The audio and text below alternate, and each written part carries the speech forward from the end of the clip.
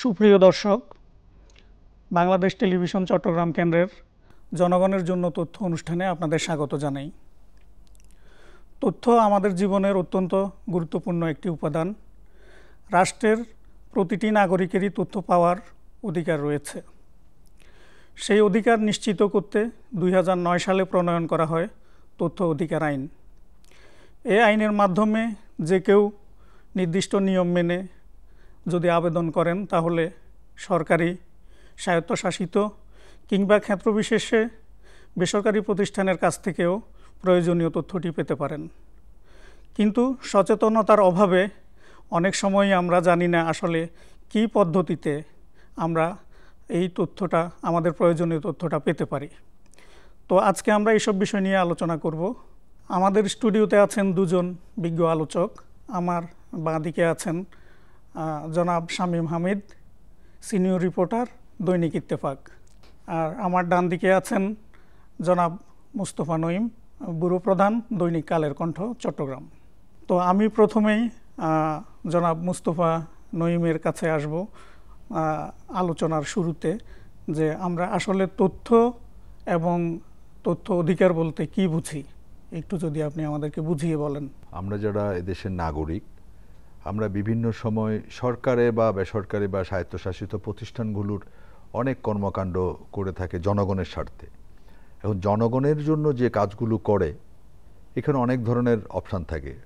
একটা ধরেন, আমি যদি সহজ কথায় বলি, একটা এলাকায় একটা রাস্তা করা হবে, এটা জনগণের জন্য করছে কে? সরকারের যে কোনো একটা সংস্থা, এটা জেলা পরিষদ করতে পারে, এলজিড মানে বা অন্য কোনো রোডস অ্যান্ড হাইওয়ে করতে পারে। তাহলে ধরেন 10 কিলোমিটার রাস্তাটা যদি করতে যায়, তাহলে এই 10 কিলোমিটার রাস্তা কী পরিমাণ এটার জন্য বরাদ্দ হয়েছে, এটা কতটুকু রাস্তা হবে, এখানে কি কি ফ্যাসিলিটি থাকবে, এবং এটা কারা করছে, কত টাকা বরাদ্দ, এই বিষয়গুলো জনগণ চাইলে জানতে পারে। এখন জানানোটা যদি রোডস অ্যান্ড সড়ক জনপথে করে বা জেলা পরিষদে করে, তাহলে ওনাদের কাছে ওই এলাকার মানুষ জানতে চাইতে পারে যে আমার এই রাস্তাটা হচ্ছে, এখানে কি কি সুযোগ সুবিধা আমাকে দেওয়া হবে বা কি কি সুযোগ সুবিধা সরকার দিচ্ছে জনগণের জন্য। এটা জনগণের চাওয়ার বা জানার অধিকার রয়েছে। এটা সরকারেরও জানানো উচিত। ওই কারণে এই তথ্য অধিকার আইনটা 2009 সালে করা হয়েছে। আগেও যে জনগণের অধিকার, জানার অধিকার যে ছিল না তা না, সরকারও জানাতো, কিন্তু তখন সিস্টেমটা ওভাবে ছিল না। এখন আমি যে কোনো একটা প্রতিষ্ঠানে, আমি যদি কোনো একজন নাগরিক হিসাবে আমি এই বিষয়টা জানতে চাই, তাহলে আমাকে নিয়ম মেনে কিছু আবেদন করতে হবে যে আমি কি কি বিষয় জানতে চাই, কোন সময় থেকে কোন সময় পর্যন্ত আমার এই তথ্যগুলো আমার দরকার।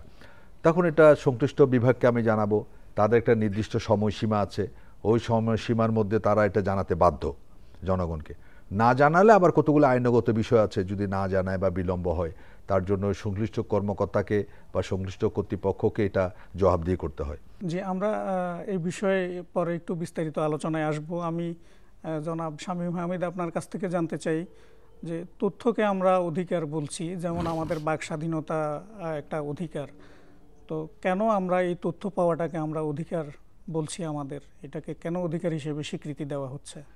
আপনাকে ধন্যবাদ। বাংলাদেশ একটা গণতান্ত্রিক রাষ্ট্র। গণতন্ত্রের প্রধান কথাই হচ্ছে যে বাক স্বাধীনতা, চিন্তার স্বাধীনতা। আমি স্বাধীনভাবে আপনার সমালোচনা করতে পারবো, আমি আমার মত প্রকাশ করতে পারবো, আমি স্বাধীনভাবে আমি চিন্তা করতে পারবো, সেই চিন্তা আমি জনগণকে ডিসেমিনেট করতে পারবো, প্রচার করতে পারবো। তো এই মহৎ কিছু চিন্তাভাবনা থেকেই কিন্তু আমাদের এই যে এই তথ্য অধিকার যে আইন প্রণয়নের উদ্দেশ্যটা কিন্তু খুব মহৎ ছিল। যদিও সেটা পরবর্তীকালে দেখা গেছে যে আসলে যেই উদ্দেশ্য নিয়ে এই আইনটা করা হয়েছিল, সেই উদ্দেশ্যটা কিন্তু আর পরবর্তীকালে আর আমরা সেভাবে খুব বেশি এটার কার্যকারিতা দেখি না। এটার হয়তো অনেক কারণই থাকতে পারে, যে আমরা যেই সুশাসনের কথা বলি, আমরা যে গণতন্ত্রের কথা বলি, সেই সুশাসন কিন্তু এখনও সেইভাবে আমরা স্বাদ পাইনি, আমরা দেখা পাইনি। তারপরে ধরেন দুর্নীতি, একটা অফিসে যখন দুর্নীতি হয়, ধরেন আমি তার কাছে তথ্য চাইলাম, সেই তথ্য যদি সে প্রকাশ করে ফেলে, তাইলে কিন্তু সেই দুর্নীতির মাত্রাটা আর সেইভাবে থাকে না, দুর্নীতির মাত্রাটা কমে যায়। জনগণের সবকিছু জানার অধিকার আছে, জনগণ সার্বভৌম, সবার উপরে জনগণের অধিকার আছে যে তার সে যে কর দিচ্ছে সেই টাকাটা কোথায় খরচ হচ্ছে, কিভাবে খরচ হচ্ছে, এটার কোনো মিসইউজ হচ্ছে কিনা সেটা জানার অধিকার জনগণ রাখেন। তবে হ্যাঁ, কিছু কিছু সংস্থাকে দায় মুক্তি দেওয়া হয়েছে এই আইনে। আপনি জানেন যে কিছু যেগুলো রাষ্ট্রের গুরুত্বপূর্ণ, যে এটা পরবর্তীতে আমাদের আলোচনায় আছে, আবার আমরা বিস্তারিত আলোচনার দিকে যাব সেই বিষয়টা নিয়ে। আমি জনাব মুস্তফা নঈম আপনাকে প্রায় একই বিষয়ে একটু অবতারণা করতে চাই যে এই যে তথ্য অধিকার আমরা বলছি এবং তথ্য অধিকার আইনের কথা বলছি, এটার প্রয়োজনীয়তাটা কতটুকু বলে আপনি মনে করছেন? প্রয়োজনীয়তা আছে, এটা উপলব্ধি করেই তো সরকার আইনটা করেছে। যে জনগণ, যেটা শামীম হামিদ বলল যে আমি আমার ট্যাক্সের টাকায়, জনগণের ট্যাক্সের টাকায় রাষ্ট্র চলে, তো জনগণকে তার যে ট্যাক্স যে দিচ্ছে, রাষ্ট্র যে কাজ করছে, কোন কোন খাতে কিভাবে কাজ করছে, এটা জানার অধিকার জনগণের আছে। আমি একটা ছোট একটা উদাহরণ দিই। আমি একটা বিদেশে একটা শিশুদের নিয়ে কাজ করে একটা সংস্থায় কাজ করতাম, অস্ট্রেলিয়া বেস। ওখানে ওদের ওয়েলফেয়ার ফান্ড থেকে অস্ট্রেলিয়ান গভর্নমেন্ট এগুলো বাংলাদেশে বিনিয়োগ করতো। তো তখন ওই ব্যক্তিরা জানতে চাইতো অস্ট্রেলিয়ান গভর্নমেন্টে যে আমি তোমার ফান্ডে টাকা দিচ্ছি, তুমি কোথায় কোথায় ব্যয় করতেছো। তখন আমি ওই সংস্থার টাঙ্গাইলে কিছু কাজ করেছি। তখন ওরা ওই অস্ট্রেলিয়া যারা ডোনার যে যারা ছিল, ফান্ডে যারা টাকা দিত, ওদের থেকে দল বেঁধে এক গ্রুপ লোক আসছে যে তাদের দেওয়া টাকা অস্ট্রেলিয়ান গভর্নমেন্ট কোথায় খরচ করছে। তাহলে এটা তাদের নাগরিক অধিকারটাকে তারা যেভাবে করেছে যে হ্যাঁ আমি অমুক জায়গায় খরচ করছি, তোমরা যে দেখে আসো। জাস্ট অনেক দেরিতে হলে আমাদের সরকারের পক্ষ থেকে এটা উদ্যোগ নেওয়া হয়েছিল। ওইটা কার্যকর কিভাবে হচ্ছে না হচ্ছে সেটা হচ্ছে সংশ্লিষ্ট দপ্তরগুলোর বিষয়, কিন্তু সরকারের যে উদ্যোগ, যেটা জনগণেরকে জানানো তার ট্যাক্সের টাকায় রাষ্ট্র পরিচালিত হচ্ছে, সংস্থা পরিচালিত হচ্ছে, সেগুলি জানার অধিকার জনগণের আছে। এই সুযোগটা দেওয়ার জন্যই মূলত তথ্য অধিকার আইনটা করা হয়েছিল। এখন যে নিয়ম অনুযায়ী আবেদন, যেটা আমরা আগেও বলেছি যে আবেদন করবে, আমি কি কি খাতে চাচ্ছি, কোন কোন তথ্য চাচ্ছি, এটা দিতে সংশ্লিষ্ট কর্তৃপক্ষ বা সংশ্লিষ্ট সংস্থার কর্মকর্তারা দিতে বাধ্য। না দিলে তাদের বিষয়ে আবার একদম জরিমানার বা শাস্তির ব্যবস্থাও আছে। এই বিষয়টা রেখেছিল ওই আইনে। জি, জনাব শামীম হামিদ, আপনার কাছ থেকে জানতে চাইব, তথ্য অধিকার আইনে একজন ব্যক্তি কিভাবে তথ্য চাইতে পারেন, এই আইনের উল্লেখযোগ্য দিকগুলো কি কি? তথ্য চাওয়ার জন্য কিছু প্রক্রিয়া আছে। প্রথমত হচ্ছে তিনি ওয়েবসাইট থেকে ফর্ম, একটা ফর্ম আছে, এই ফর্মে তিনি আবেদন করবেন যে তিনি কি ধরনের তথ্য চান। এই আবেদনে তিনি বিস্তারিত উল্লেখ করবেন এবং এটার জন্য একটা ফি জমা দিতে হয়। এই ফি জমা দিয়ে তিনি আবেদনটা জমা করবেন। এখন এরপরে যেই কার্যালয়ে বা যে অফিসে তিনি এটা জমা করছেন, একজন তথ্য অফিসার থাকবেন ওই অফিসে, ওই তথ্য অফিসার এটা রিসিভ করবেন এবং এটার নিয়ম হচ্ছে সর্বোচ্চ 20 দিনের মধ্যে উনি আপনাকে তথ্য দেবেন। এবং এটা যদি ওনার সাথে যদি আরও কিছু সংস্থার জড়িত থাকে, সেই ক্ষেত্রে এটা 20 থেকে 30 দিন পর্যন্ত এটা বর্ধিত হতে পারে। এই সময়ের মধ্যে উনি ওনাকে তথ্য দেবেন। আর যদি না দেন তাহলে কি হবে যে পরবর্তী প্রতিদিনের জন্য 50 টাকা করে ওনাকে জরিমানা দিতে হবে। তো এই জরিমানার এটা সর্বোচ্চ আবার 5000 টাকা পর্যন্ত, এর 5000 টাকার বেশি জরিমানা হবে না। তো এটা হচ্ছে উনি দিলেন।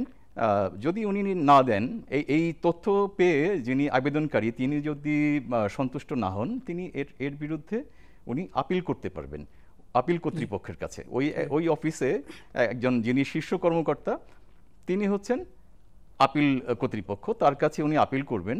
সেই আপিলের জবাবটাও ধরেন 20 থেকে 30 দিনের মধ্যে এটা উনি দেবেন। আচ্ছা, এতে যদি এরপরেও যদি উনি সন্তুষ্ট না হন, তাহলে উনি কি করবেন, তথ্য কমিশন আছে, তথ্য কমিশনের কাছে উনি এটার অভিযোগ দেবেন যে আমি ওই অফিসের কাছে আমি তথ্য চাইছিলাম, ওই তথ্যটা ওনারা আমাকে দেন নাই, বা এটা অপতথ্য বা ভুল তথ্য আমাকে দিয়েছেন, আমি মেনে নিতে পারছি না, আমার কাছে এটা গ্রহণযোগ্য না। উনি তখন এটা তথ্য কমিশনের কাছে উনি এটা প্রতিকার চাইবেন। এখন তথ্য কমিশন তখন যেটা আপনার এই যে আমরা দেওয়ানি মামলাগুলোর ক্ষেত্রে আমরা যেটা দেখি যে সমন জারি করা হয়, ঠিক ওই একইভাবে তখন তথ্য কমিশন সমন জারি করবেন সংশ্লিষ্ট অফিসে বা এবং সংশ্লিষ্ট কর্মকর্তাদের কাছে সমন জারি করবেন, এই ব্যাপারে ব্যাখ্যা চাইবেন। এখন এই ব্যাখ্যা চাওয়ার পরে তারপরে আপনার তথ্য কমিশন একটা ওনাকে, ওই যিনি আবেদনকারী তাকে এই জিনিসটার উনি একটা আদেশ দিবেন বা ওনাকে উনি যেই চাহিদাগুলো ওনার ছিল সেটা ওনার এরপরে যদি মানে সর্বোচ্চ পর্যায়টা হচ্ছে তথ্য কমিশন, সেই তথ্য কমিশনই কিন্তু যেটা ডিসাইড হবে সেটাই হচ্ছে ফাইনাল, এরপরে আর আসলে কোনো জায়গা নেই। জনাব মুস্তফা নঈম, এই যে দীর্ঘ একটা প্রক্রিয়ার কথা বললেন শামীম হামিদ, তো একজন সাধারণ মানুষ এই প্রক্রিয়াটা সম্পর্কে কি সচেতন, বা আসলে দীর্ঘ অনেক বছর হয়ে গেল 2009 সালের আইন, এত বছরেও এই আইন জনগণের দোরগোড়ায় পৌঁছাতে পেরেছে কিনা, জনগণ এই আইন সম্পর্কে সঠিকভাবে জানেন কিনা, সচেতন কিনা, এই বিষয়টা আপনি যদি একটু বলতেন। আমার মনে হয় না দেশের সাধারণ একদম সাধারণ যে মানুষ ওরা এই টোটাল বিষয়টা, যেটা শামীম আহমেদ যেভাবে ক্লারিফিকেশন দিয়েছে যে আবেদন করবে, আবেদনের 20 দিন পর না হলে জরিমানা হবে, তারপরে আপিল করবে, তারপর তথ্য কমিশনে যাবে, এই যে টোটাল বিষয়টা আমার মনে হয় সাধারণ মানুষের কাছে এখনো পৌঁছায়নি, এবং এটা পৌঁছানো দরকার, কারণ তাদেরও তো অধিকার আছে তথ্য জানার, তার নিজস্ব এলাকা, নিজস্ব প্রতিষ্ঠানের নিজস্ব বিষয়গুলো। তো এটা আরও বেশি বেশি করে আমার মনে হয় তথ্য মন্ত্রণালয়ের উচিত তার এই তথ্য অধিকার আইনের বিষয়টা জনগণের সামনে তুলে ধরা। ওটা বিভিন্নভাবে করতে পারে, উপজেলা পর্যায়ে করতে পারে, বা শিক্ষা প্রতিষ্ঠান কেন্দ্রিক যদি হয়, ওখানে এখনকার নতুন নাগরিকদের, যে আমাদের নতুন প্রজন্মকে তো জানাতে হবে বিষয়টা, ওদের মাধ্যমে হয়তো তাদের গার্ডিয়ানরা জানতে পারে। এগুলো প্রচারণার দায়িত্ব দরকার। তথ্য মন্ত্রণালয় থেকে যদি এটা ব্যাপক আকারে প্রচার করা হয়, সরকার যে উদ্দেশ্য নিয়ে, যে সৎ উদ্দেশ্য নিয়ে যে কাজটা করেছে, তাহলে এটা জনগণের কাছে পৌঁছানোর দায়িত্বটা তার সংশ্লিষ্ট তথ্য মন্ত্রণালয়ের, যে ওনার কাজ হচ্ছে যে এই বিষয়গুলো যেভাবে শামীম আহমেদ বলেছে মানুষকে, এটা আমার মনে হয় যে সময়টা যেটা 20 দিন বা 25 দিন রেখেছে, ওটা আরও আমরা দাবি করতে পারি আরও একটু কমিয়ে আনা উচিত। কারণ এত লম্বা একটা সময়, প্রথমে 20 দিন, তারপর আবার আপিল করবে, আবার 20 দিন, তো লম্বা সময়ে মানুষের ধৈর্যচ্যুতি ঘটার একটা সম্ভাবনা থেকে যায়, তখন বিরক্ত হয়ে যায়, তখন সে অপতথ্য প্রচারটা করবে। সঠিক তথ্য সঠিক সময়ে যদি পাওয়া না যায়, তখন সেটা সে উল্টোপাল্টা বলবে বা প্রচার করবে, সেটা প্রতিষ্ঠানের জন্য বা সরকারের জন্য বা সংস্থার জন্য এটা ক্ষতিকর দিক। আমরা কিভাবে ঘরে বসে তথ্য পেতে পারি, আইনটাকে আরেকটু যুগোপযোগী করে জনগণের দোরগোড়ায় কিভাবে পৌঁছানো যায় বলে আপনি মনে করেন? এই যে আইনটার কথা আমরা এতক্ষণ আলোচনা করলাম, সেই আইনটা বেসিক্যালি এটার উদ্দেশ্য ছিল অনেক মহৎ একটা উদ্দেশ্য, যেটা শুরুতেই বলেছি, কিন্তু পরবর্তীকালে সেটা কাঙ্ক্ষিত যে ফলাফল আসার কথা ছিল সেটা আসেনি। আমরা সেই সুশাসনও দেখছি না, বা দুর্নীতিমুক্ত সমাজও দেখছি না। এখন এটার কারণটা কি? কারণটা হচ্ছে যে আইনটা কিন্তু বেসিক্যালি একটা দুর্বল আইন। এই আইনটা দুর্বল কেন বলছি, যে আপনি দেখেন জরিমানাটা কি? জরিমানাটা হচ্ছে দৈনিক উনি যদি তথ্য দিতে গড়িমসি করেন, তাইলে ওনার জরিমানা হচ্ছে 50 টাকা। তা এখন যেই লোকটা 100 কোটি টাকার দুর্নীতি করেছে, সেই লোকটার জন্য দৈনিক 50 টাকা দিয়ে এটাকে ডিলে করা কোনো ব্যাপারই না। উনি ভাববেন যে চলুক না, এটা এইভাবে চলুক, ওই লোক তো আমার কাছে আসবে, আস্তে আস্তে একটা সময় বিরক্ত হয়ে সে ছেড়ে দিবে। আচ্ছা, এটা গেল প্রথম ধাপ। এরপরে আসেন আপিল কর্তৃপক্ষ, মানে ওই কার কাছে আমি আপিল করছি? ওই দুর্নীতিবাজ অফিসের বড় কর্তার কাছে আমি আপিল করছি, যিনি কিনা সকল নাটের গুরু, তার কাছে গিয়ে আপনি আপিল করছেন। তাহলে আপনি কি রেজাল্ট পাবেন আপনি বুঝতেই পারেন। আচ্ছা, এরপরে আমার শেষ ভরসা, আমি কি বললাম যে আমাদের শেষ ভরসা হচ্ছে তথ্য কমিশন।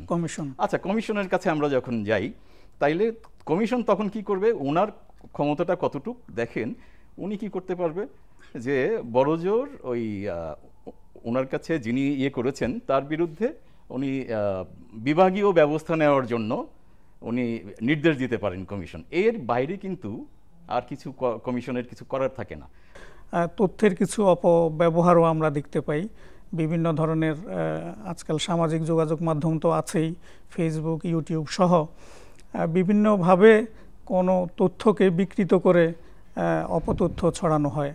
তো সামনে জাতীয় নির্বাচনের আগে বিশেষ করে বলা হচ্ছে যে গুজব এবং অপতথ্য ছড়ানো থেকে আমরা যেন সাবধান থাকি। তো কিভাবে এই অপতথ্য প্রচার প্রতিরোধ করা যায়, আপনার পরামর্শটা চাচ্ছি। কবি বলেছেন যে দ্বার বন্ধ করে দিয়ে ভ্রমটারে রুখি, সত্য বলে আমি তবে কোথা দিয়ে ঢুকি। তো আমরা তো আসলে দরজাটা বন্ধ রাখতে পারবো না, দরজাটা খুলে রাখতে হবে। এখন সারা বিশ্ব হচ্ছে উন্মুক্ত একটা বিশ্ব, কোথাও কোনো শাটডাউনের কোনো সুযোগ নেই। তো এই যে অবাধ তথ্য প্রবাহ যেটা বললেন আপনি, এইটার সুযোগ নিয়ে কিন্তু অপতথ্য জায়গা করে নিচ্ছে। এবং আপনি দেখবেন যে বিশেষ করে আমরা সোশ্যাল মিডিয়ার দিকে যদি দেখি, আপনি দেখবেন যে কি পরিমাণ ভুল তথ্য বা মন গড়া তথ্য প্রচারিত হচ্ছে। এবং এই ফেসবুক নির্ভর কিছু সাংবাদিক তৈরি হয়েছে, যারা ফেসবুকে একটা পেজ খুলেছে, খুলে তারা আমরা যেরকম যারা মেইন স্ট্রিম জার্নালিস্ট যারা আছি, যে একটা ইনফরমেশনকে আমরা নানাভাবে যাচাই বাছাই করি, একটা সোর্স থেকে একটা ইনফরমেশন পেয়েছি, সেটাকে আবার আরেকটা সোর্স থেকে এটাকে আমরা যাচাই করি নেই। কিন্তু এই যে ফেসবুক সাংবাদিক যারা ইউটিউব সাংবাদিক, তাদের কিন্তু এগুলোর কোনো দায়বদ্ধতা নাই, তার কোনো জবাবদিহিতা নাই। সে কিন্তু এই সুযোগটা কাজে লাগিয়ে আপনার যা খুশি তাই করে যেতে পারে, এবং ভয়াবহ মানে একটা বিপর্যয়। এই যে ফেসবুকের মাধ্যমে কিন্তু খুব দ্রুত জিনিসটা ভাইরাল হয়ে যায়, তাইলে সে কিন্তু একটা বিপদ, সে একটা অ্যাটম বোমা নিয়ে, ফেসবুক মানে হচ্ছে একটা অ্যাটম বোমার মতো। বাট আমরা তো ফেসবুক বন্ধ করতে পারবো না। সাম্প্রতিক সময়ে প্রযুক্তির একটা নতুন সংযোজন এআই, এটা দিয়ে আপনার ছবি এবং ভিডিও কারো হুবহু অনেকটা কাছাকাছি পর্যায়ে তৈরি করে ফেলা যায়। এক্স্যাক্টলি। তো নির্বাচনের সময় দেখা যাচ্ছে যে একে অন্যকে ঘায়েল করার জন্য হয়তো বা এই চর্চাটা হতে পারে। তো সেক্ষেত্রে আসলে কিভাবে সাবধানতা অবলম্বন করা যায়, সরকার আসলে কি করতে পারেন? এটার জন্য আসলে ফ্যাক্ট চেক এর একটা বিষয় থাকে যে সেটি, এবং বলা হচ্ছে যে প্রতিটি গণমাধ্যমেই এখন ফ্যাক্ট চেকের একটা আলাদা বিভাগ থাকা উচিত, এরকম আওয়াজ উঠছে। তো আমরা এটাকে, এই ফ্যাক্ট চেকিংটাকে শক্তিশালী করে এটা প্রতিরোধ করা যায় কিনা? সামনে যে নির্বাচন হবে, এটার জন্য আমাদের সাংবাদিকদেরও একটা প্রশিক্ষণের যদি ব্যবস্থা করা যায়, যে কিভাবে আমরা মানে ফ্যাক্ট চেকিং, ইতিমধ্যে বোধহয় নঈম ভাই ভালো বলতে পারবেন যে ইতিমধ্যে বোধহয় বেশ কিছু প্রশিক্ষণ হয়েছে, ফ্যাক্ট চেকিং বিষয়ক প্রশিক্ষণ হয়েছে। এই প্রশিক্ষণগুলো নির্বাচনের আগে আরও বেশি করা উচিত, বিভিন্ন জায়গায় করা উচিত। এছাড়া যে সংশ্লিষ্ট কর্তৃপক্ষ, প্রশাসন, যে বিশেষ করে যে পুলিশ বা র্যাবের যে ইন্টেলিজেন্স উইং আছে, তথ্য মন্ত্রণালয় আছে, এদের কিন্তু আরও বেশি তৎপর হতে হবে। হ্যাঁ, তো এছাড়া আসলে এই যে সর্বনাশী একটা, সর্বগ্রাসী একটা যে এআই, আমি মনে করি যে সামনের নির্বাচনে এই এআই কিন্তু একটা বড় রকমের ভূমিকা রাখবে, যে জনমত গঠনে এআই কিন্তু একটা বড় ভূমিকা রাখবে। যারা প্রতিদ্বন্দ্বিতা করবেন নির্বাচনে, যারা প্রার্থী হবেন, তাদের জন্য একটা বড় দায়িত্ব হয়ে যাবে যে তাদেরও সবারই আসলে এই যে মিডিয়া উইং হয়তো থাকবে, সবারই হয়তো মিডিয়া উইং থাকবে, প্রেস উইং থাকবে, তাদের সাথে সাংবাদিকদের একটা নিবিড় যোগাযোগ যাতে থাকে, সেই একটা নিশ্চিত করতে হবে। তো একই বিষয়ে আমরা জনাব মুস্তফা নঈমের কাছ থেকে জানতে চাই, নির্বাচনকে সামনে রেখে যে গুজব বা অপতথ্য ছড়ানোর যে প্রক্রিয়া আমরা সবসময় দেখি, সামনে জাতীয় নির্বাচন, তো এই গুজব এবং অপতথ্য থেকে আমরা কিভাবে দূরে থাকতে পারি বা প্রতিরোধ করতে পারি এই প্রবণতাটাকে? না, এটা তো ঠিক আছে, ফ্যাক্ট চেকের ব্যাপার যেটা বলা হচ্ছে সেটা গণমাধ্যমে এটা চেক করবে, কিন্তু আপনি ফেসবুককে কিভাবে কন্ট্রোল করবেন বা ইউটিউব কীভাবে কন্ট্রোল করবেন, এটা অলরেডি শুরু হয়ে গেছে, বিভিন্নভাবে দেখা যাচ্ছে। তো এটার জন্য সরকারের আমার মনে হয় একটা নজরদারির ব্যবস্থা করা উচিত।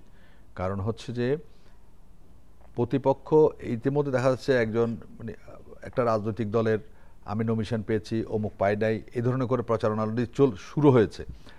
এটা চেক করার দায়িত্ব তো আমাদের না, কারণ গণমাধ্যমে যদি করে তাহলে এটা গণমাধ্যম তার চেক করে তার যা তথ্য যাচাই বাছাই করে সে নিউজ করবে, কিন্তু সামাজিক যোগাযোগ মাধ্যমে ইউটিউবে যে ছাড়াচ্ছে এটাকে কন্ট্রোল করবে। হ্যাঁ, এটা কন্ট্রোল করতে গেলে সরকারের সংশ্লিষ্ট যেহেতু নির্বাচন আসবে, নির্বাচনের কমিশনের আন্ডারে সমস্ত সরকারের অর্গানগুলো নিয়ন্ত্রিত হবে, তখন সরকারের উচিত যে এই সামাজিক যোগাযোগ মাধ্যমে যে অপপ্রচারগুলো করা হচ্ছে, যার বিরুদ্ধে করা হোক, যেই করুক, তার ব্যাপারে দ্রুত আইনি পদক্ষেপ নেওয়া। এটা যদি এখন থেকে যদি কার্যকর, যদি এটা ঘোষণা বা কার্যকর ব্যবস্থা গ্রহণ না হয়, তাহলে নির্বাচনে যে শুধু প্রচারণা না, এটা বড় ধরনের হাঙ্গামাও তৈরি করবে। জনগণ খুব সহজে কিভাবে তথ্য অধিকার আইনের সুফলটা পেতে পারেন, কিভাবে আমরা রুট লেভেলে জনগণের দোরগোড়ায় এই আইনের সুফলটা পৌঁছে দিতে পারি, সরকার পারেন এটা করতে? একমাত্র এবং প্রধানতম উপায় বলে যে আমি যেটা মনে করি সেটা হচ্ছে সচেতনতা তৈরি। এটা ধরেন মসজিদের ইমাম সাহেবরা প্রতি জুমার নামাজের সময় করতে পারে, বা অন্যান্য ধর্মাবলম্বী যারা আছেন তাদের বিভিন্ন উৎসবের সময় তারাই এই তথ্যটা সবাইকে অবহিত করতে পারেন। যারা নামাজ পড়তে যান বা যারা প্রার্থনা মন্দিরে যান, প্যাগোডায় যান, তাদের কাছে এই বিষয়টা জানাতে পারেন যে আমাদের সরকার এরকম একটা আইন আছে, আপনারা এই আইনটা এইভাবে কাজে লাগাতে পারেন। এটা হচ্ছে আমাদের যে ধর্মীয় সংস্থার পক্ষ থেকে। দ্বিতীয়ত হচ্ছে যে স্কুলের এটা একটা এই বিষয়ে আমি মনে করি যে এইটা স্কুলের প্রচারণা করা যেতে পারে, শিক্ষা প্রতিষ্ঠানে, স্কুল, কলেজ, বিশ্ববিদ্যালয় এখানে হতে পারে। তারপরে ধরেন যে আসলে এটার প্রচারণার মানে জনগণকে সচেতন করার বিকল্প আর কিছু হতে পারে না। ধন্যবাদ জনাব মুস্তফা নঈম এবং জনাব শামীম হামিদ। আমরা অনুষ্ঠানের শেষ পর্যায়ে চলে এসেছি।